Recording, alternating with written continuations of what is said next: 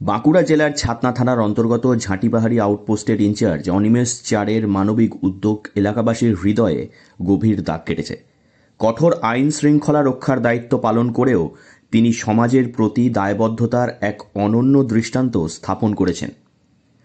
প্রতিদিনের মতো রাস্তায় গাড়ি চেকিংয়ের কাজে ব্যস্ত থাকা অবস্থায় অনিমেষবাবুর চোখে পড়ে রাস্তার পাশেই একটি চায়ের দোকানে বসে থাকা এক ছোট্ট মেয়ের উপর। মেয়েটি তার দোকানদার বাবার পাশে বসে পড়াশোনা করছিল।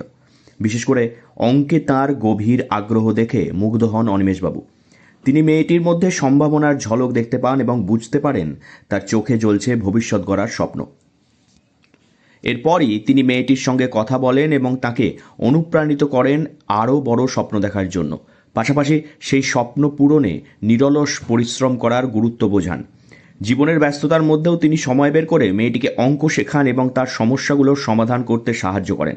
তার এই আন্তরিক উৎসাহ, দিক নির্দেশনা মেয়েটির আত্মবিশ্বাস বাড়িয়ে তুলেছে এবং পড়াশোনায় আরও মনোযোগী করে তুলছে তাকে।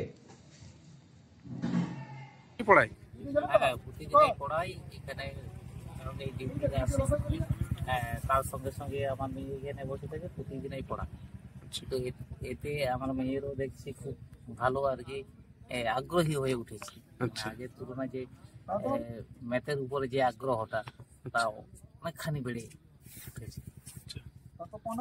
তো এইরকমই স্যার যদি আরো ছেলেকেও পড়াশোনা করান তাহলে নিজেও আমরাও খুব এটা আশাবাদী হয়ে উঠবো আর কি। ঝাঁটিপাহাড়ি আউটপোস্টের ইনচার্জের এই মানবিক উদ্যোগে এলাকাবাসী অভিভূত। তাদের মতে একজন পুলিশ অফিসারের দায়িত্ব কেবল আইন শৃঙ্খলা বজায় রাখা নয়, সমাজের প্রতি ভালোবাসা এবং দায়িত্ববোধও তার কাজের গুরুত্বপূর্ণ অংশ। ঝাঁটিপাহাড়ি আউটপোস্ট ইনচার্জ অনিমেষ চারের এই পদক্ষেপ প্রমাণ করে সঠিক সময়ে সঠিক দিশা দেখিয়ে একটি শিশুর জীবন পাল্টে দেওয়া যায়। অনিমেষবাবুর এই মানবিক কাজ সমাজে একটি শক্তিশালী বার্তা দিয়েছে যে পুলিশ কেবল আইন রক্ষক নয়, তারা সমাজের অভিভাবকও। কঠোর দায়িত্ব পালনের পাশাপাশি তারা এই মানবিক সমাজের প্রতি পুলিশি দায়বদ্ধতার এক উজ্জ্বল উদাহরণ।